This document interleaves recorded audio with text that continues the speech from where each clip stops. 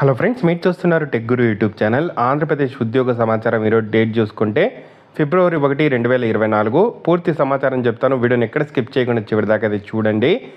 Video చూస్తున్న ప్రతి ఒక్కరు కొంచెం వీడియోని లైక్ చేసి సపోర్ట్ చేయండి. చాలామంది వీడియో చూస్తున్నారు కానీ చాలా తక్కువ మంది వీడియోని లైక్ చేస్తున్నారు. ఎవరైనా ఏబిపిఎస్సి గ్రూప్ 2 ఉద్యోగాలకు ప్రిపేర్ అవుతుంటే టెస్ట్ సిరీస్ మన టీజీ అకాడమీ యాప్లో అందుబాటులో ఉంది. యాప్ లింక్ కింద డిస్క్రిప్షన్లో ఉంది. డౌన్లోడ్ చేసుకుని ఒక టెస్ట్ ఫ్రీగా ఉంది, రాయండి. మీకు నచ్చితే పూర్తి టెస్ట్ సిరీస్ తీసుకొని ప్రిపేర్ అవ్వండి. పూర్తి సమాచారం అయితే అన్ని న్యూస్ పేపర్స్లో వచ్చింది చెప్తాను, చూడండి ఒకసారి. 6100 పోస్టులతో డిఎస్సి అయితే ఇక్కడ మనకు విడుదల చేస్తామంటున్నారు గవర్నమెంట్. 1-2 రోజుల్లోనే ఈ నోటిఫికేషన్ అయితే విడుదల అవుతుంది అంటున్నారు.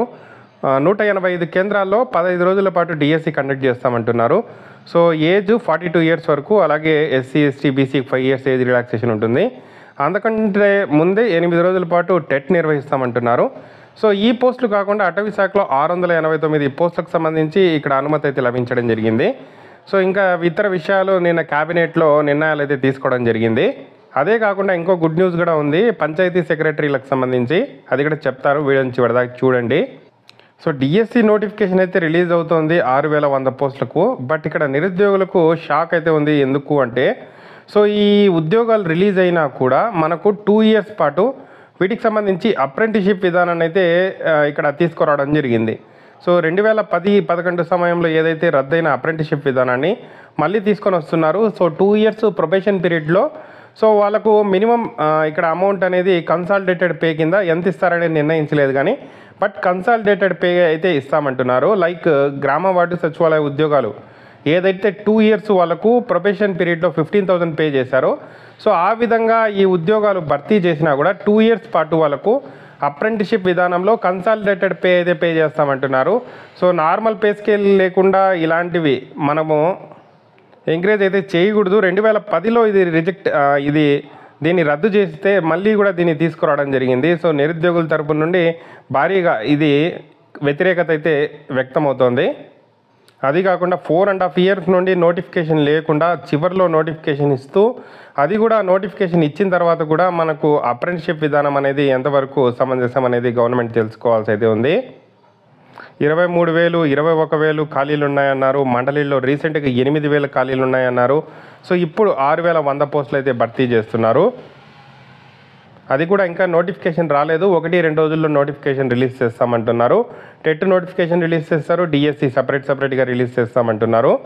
సో 2010లో ఈ విధానాన్ని రద్దు చేశారు. సో అప్పుడు ఎస్జిటీలకు నెలకు 1,200 రూపాయలు, స్కూల్ అసిస్టెంట్లకు 1,500 ఇచ్చేవారు. ఇప్పుడు ఎంత గౌరవ వేతనం ఇస్తారో స్పష్టత అయితే రావాల్సి అయితే ఉంది. సో ఈ అప్రెంటిషిప్ విధానంపై ఉపాధ్యాయ సంఘాలు అయితే మండిపాటు అని చెప్పి రావడం జరిగింది. తాడో పేడో తేల్చుకుంటామని చెప్పి కూడా రాష్ట్ర ఉపాధ్యాయ సంఘం రాష్ట్ర అధ్యక్షులు అయితే ఇక్కడ తెలపడం జరిగింది. మరోసారి పోరాటం ఉంటుందని చెప్పి బహుజన టీచర్స్ అసోసియేషన్ కూడా తెలపడం అయితే జరిగింది. సో ఇది అలాగే తెదేపా ప్రధాన కార్యదర్శి లోకేష్ ధ్వజం 50,000 పోస్టులు ఉంటే 6,000 పోస్టులు భర్తీ అని చెప్పి కూడా ఒక అప్డేట్ రావడం జరిగింది. సో నిన్న తీసుకున్న క్యాబినెట్ నిర్ణయాల్లో ప్రతి గ్రామ పంచాయతీకి తప్పనిసరిగా పంచాయతీ కార్యదర్శి ఉండాలని చెప్పి నిర్ణయానికి ఆమోదం అయితే తెలపడం జరిగింది. అంటే ప్రజెంట్ చూసుకుంటే 2,000 జనాభాకు ఒక సచివాలయం ఉంది. ప్రజెంట్ విలేజెస్లో చూసుకుంటే 2,000 జనాభాకు ఒక సచివాలయం అయితే ఉంది. సో 2,000 జనాభా కాబట్టి చిన్న చిన్న పంచాయతీలు లైక్ 500 పాపులేషను, 600, 1000 పాపులేషన్ ఉండే పంచాయతీలన్నింటినీ కూడా సో 2,000 పాపులేషన్ వచ్చేటట్టు మెర్జ్ చేసి సో అక్కడ పంచాయతీ సెక్రటరీలను అయితే నియమించడం జరిగింది. ప్రజెంట్ గవర్నమెంట్ కొత్త నిర్ణయం తీసుకోవడం జరిగింది. ఆ నిర్ణయం ఏంటంటే ప్రతి గ్రామ పంచాయతీకి తప్పనిసరిగా పంచాయతీ కార్యదర్శి ఉండాలి. అంటే 500 పాపులేషన్ ఉండే పంచాయతీ కార్యదర్శికి కూడా పంచాయతీకి కూడా ఒక పంచాయతీ కార్యదర్శి ఉండాలని చెప్పి నిర్ణయం అయితే తీసుకోవడం జరిగింది. దీంతో మళ్ళీ ఇంకా మనకు అదనంగా పంచాయతీ కార్యదర్శులు అయితే కావాల్సి అయితే ఉంటుంది.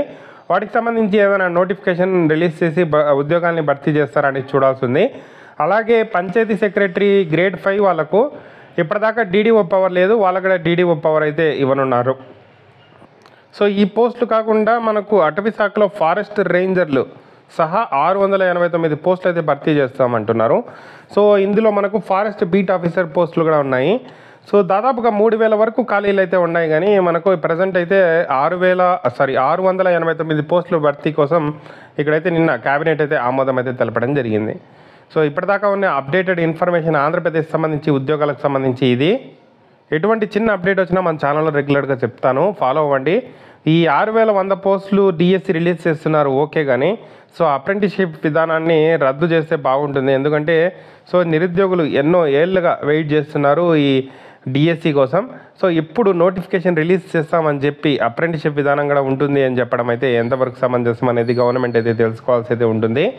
సో ఇక్కడ మనకు ఎక్కడ మెగా డిఎస్సి కూడా నిర్వహించడం లేదు. దాదాపుగా 20,000 పోస్టులో 30,000 పోస్టులో లేకపోతే గ్రామ వార్డు సచివాలయం లాగా 1,00,000 పోస్టులో భర్తీ చేస్తుంటే సో అక్కడ కన్సాలిడేటెడ్ పే, ప్రొబేషన్ పీరియడ్ వాటికి సంబంధించి పెడితే ఓకే, కానీ ఇక్కడ రిలీజ్ చేస్తున్నది తక్కువ పోస్టులు. సో వీటికి కూడా అప్రెంటిస్షిప్ విధానము, కన్సాలిడేటెడ్ పే అంటే సో ఇక్కడ నిరుద్యోగులు అయితే నష్టపోయే అవకాశం అయితే ఉంటుంది. సో గవర్నమెంట్ ఒకసారి ఆలోచించి మళ్ళీ నిర్ణయం తీసుకుంటుందని చెప్పి అనుకుంటూ తప్పకుండా వీడియోని అయితే లైక్ చేసి షేర్ చేయండి మీ మిత్రులందరికీ కూడా. Thank you.